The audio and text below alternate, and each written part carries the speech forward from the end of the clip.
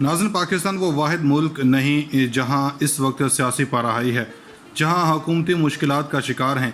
पाकिस्तान के अलावा भी कई ममालिक इस वक्त सियासी बहरान से गुजर रहे हैं, जहाँ पर हुकूमतें बचाने मुश्किल हुई पड़ी हैं।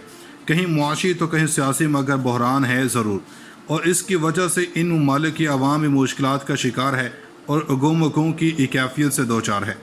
लेकिन क्या पाकिस्तान समेत उन ममालिक में मुआशी या सियासी बहरान गैर मुल्की साजिश है या कुछ और? नाज़रीन, उन ममालिक में से सबसे पहले जिक्र कर लेते हैं हमारे अरब इस्लामी मुल्क कवैत का। खलीजी अरब रियासत कवैत की हुकूमत अपने खिलाफ पेश करदा पार्लिमानी अदम एतमाद की करारदाद पर वोटिंग से पहले ही मुस्ताफ़ी हो गई। पार्लिमानी राय शुमारी से सिर्फ एक रोज़ कबल हुकूमती अरकान ने पार्लिमान में अपने इस्तीफ़े जमा करवा दिए। कवैती हुकूमत के सरबराह और मुल्की वज़ीर-ए-आज़म के खिलाफ पार्लिमान अदम एतमाद की तहरीक पर राय दही बुध 6 अप्रैल के लिए तय थी, मगर काबीना के अरकान ने वोटिंग से 24 घंटे कबल मंगल 5 अप्रैल के रोज़ अपने इस्तीफ़े जमा करवा दिए।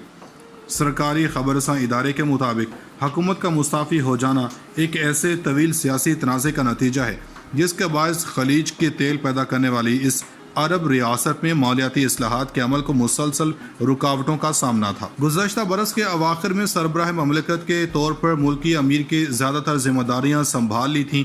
इन्हें वज़ीर-ए-आज़म शेख सबाह अल खालिद की जानब से इनके और इनकी हुकूमत के इस्तीफ़े का ख़त बाकायदा तौर पर मौसूल हो गया। शेख सबाह अल खालिद मुल्क पर हुक्मरान अल सबाह ख़ानदान ही के रुकन हैं और वह 2019 से वज़ीर-ए-आज़म के ओहदे पर फाइज थे। इन्हें कवैती काबीना के सरबराह के तौर पर यके बाद दीगरे कई मुश्किलात का सामना करना पड़ रहा था, जिनमें हिज़्ब इख्तिलाफ के पार्लिमानी अरकान की तरफ से मुबैना बदउनवानी समेत कई मौज़ूआत पर पूछे जाने वाले सवालात भी शामिल थे। कवैत में माजी करीब में सियासी रस्साकुशी, काबीना में बार बार के रद्दबदल और पार्लिमान के तहलील किए जाने के बायस सरमायाकारी मनसूबों के साथ साथ मुल्क के मालियाती और इक़्तिसादी हालात और इस्लाहात की कोशिशों पर भी मनफी असरात मुरतब हुए। रवां साल फरवरी में भी कवैत में हुक्मरान ख़ानदान ही से ताल्लुक़ रखने वाले दिफा और दाखिला अमूर के वज़रा ने इसलिए अपने ओहदों से इस्तीफ़े दे दिए थे कि इनके बकौल काबीना के अरकान से बार बार की बेजा पूछ गछ का रुझान बढ़ता जा रहा था। इसके बाद बात कर लेते हैं इसराइली सियासी बहरान की, जहाँ हुकूमती पार्टी के एक रुकन की वजह से पूरी हुकूमती मुश्किलात से दो चार हो गए। इसराइली वज़ीर-ए-आज़म नफ्ताली बेनेट के पार्टी के अहम रुकन ने हुकूमत से अलहदगी का ऐलान कर दिया, जिसके बाद नफ्ताली बेनेट अक्सरियत खो बैठे। माहिरीन के मुताबिक अगर इत्तेहाद का एक और रुकन हुकूमती बेंच छोड़ गया तो इसराइल में अदम एतमाद की नौबत आ सकती है।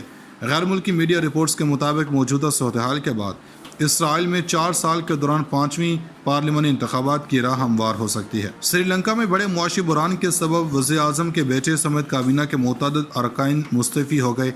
चंद रोज़ कबल अवाम की जानब से एहतजाज के बाद सदर गोताबाया राजपक्षे ने मुल्क में एमरजेंसी नाफिज कर दी थी। खबरसां इदारे रॉयटर्स के मुताबिक वज़ीर तालीम दिनेश गुणवर्धना ने इतवार की रात मुकामी मीडिया को बताया कि हमने अपने इस्तीफ़े वज़ीर-ए-आज़म को पेश कर दिए हैं। सदर और वज़ीर-ए-आज़म इस पर तबादला ख्याल और मुतलका फ़ैसले करेंगे। ये फौरी तौर पर वाज़ेह नहीं हो सका कि पूरी काबीना मुस्ताफ़ी हो गई है या सिर्फ कुछ वज़रा ने इस्तीफ़े दिए। फ्रांसीसी खबरसां एजेंसी AFP के मुताबिक श्रीलंका के सदर पीर को नई काबीना की तकर्री करने वाले थे। सिक्योरिटी फोर्सेस मुमकिन तशद्दुद से निमटने के लिए तैयार थीं, क्योंकि इम्कान था कि मुल्क में खुराक, तेल और अद्वियात की किल्लत के खिलाफ मजीद मुजाहरे होंगे। काबीना में शामिल 26 वज़रा यानी कि सदर गोताबाया राजपक्षे और इनके बड़े भाई वज़ीर-ए-आज़म महिंद्रा राजपक्षे के अलावा तमाम अरकान ने इतवार की रात होने वाले इजलास में इस्तीफ़े पेश किए। इस इकदाम से सदर के लिए पीर के रोज़ नई काबीना के तकर्री का रास्ता साफ हो गया।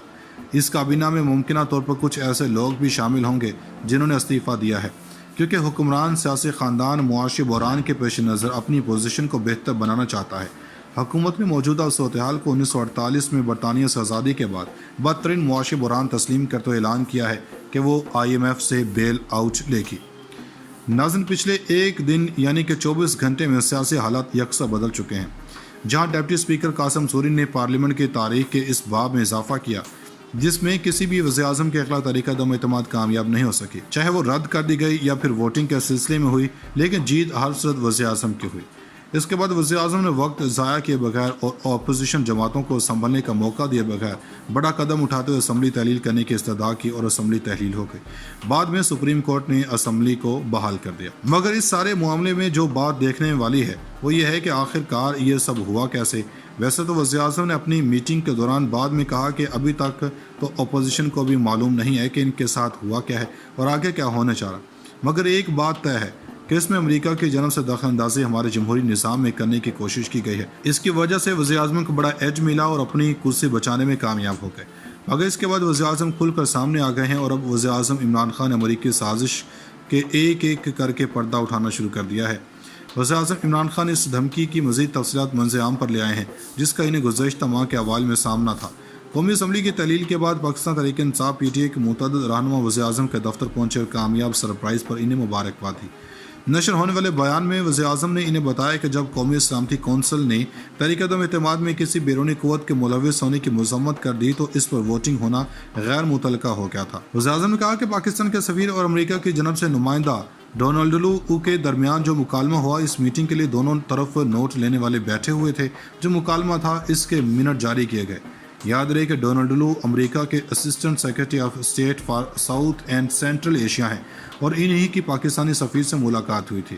اب حیران کن طور پر وزیر اعظم کے نام لینے کے بعد بھارتی میڈیا میں ہلچل مچ گئی کیونکہ ڈونلڈ لو اس وقت بھارتی دورے پر تھے۔ تو ناظرین، بھارتی میڈیا کو جیسے ہی اے پی ڈونلڈ لو کی خبر ملی، انہوں نے اپنے سوالات سے ہٹ کر اس سے پریس بریفنگ میں سوال کیا کہ وزیر اعظم پاکستان کہہ رہے ہیں کہ ان کو کرسی وزارت سے ہٹانے کے لیے آپ نے ساری سازش رچائی ہے۔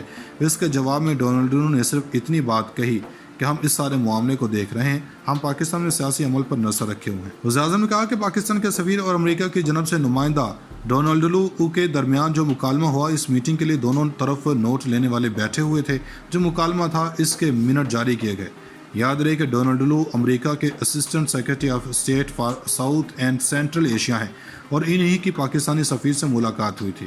اب حیران کن طور پر وزیر اعظم کے نام لینے کے بعد بھارتی میڈیا میں ہلچل مچ گئی کیونکہ ڈونلڈ لو اس وقت بھارتی دورے پر تھے۔ تو ناظرین، بھارتی میڈیا کو جیسے ہی اے پی ڈونلڈ لو کی خبر ملی، انہوں نے اپنے سوالات سے ہٹ کر اس سے پریس بریفنگ میں سوال کیا کہ وزیر اعظم پاکستان کہہ رہے ہیں کہ ان کو کرسی وزارت سے ہٹانے کے لیے آپ نے ساری سازش رچائی ہے۔ اس کے جواب میں ڈونلڈ لو نے صرف اتنی بات کہی کہ ہم اس سارے معاملے کو دیکھ رہے ہیں، ہم پاکستان میں سیاسی عمل پر نظر رکھے ہوئے ہیں۔